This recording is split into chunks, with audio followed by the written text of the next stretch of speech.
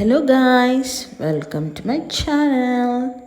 So guys, రీసెంట్గా జరిగిన India Pakistan match అందరూ చూసే ఉంటారు.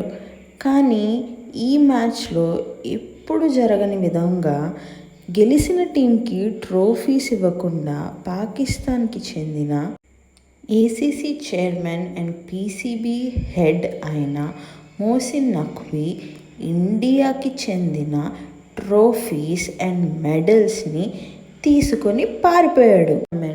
త్రూ అవుట్ ద టోర్నమెంట్ మన ప్లేయర్స్ విన్నింగ్ స్ట్రీక్ని కంటిన్యూ చేసి ఫైనల్స్లో కష్టపడి గెలుచుకున్న మ్యాచ్కి ఇండియాకి చాలా పెద్ద కంగ్రాచులేషన్స్.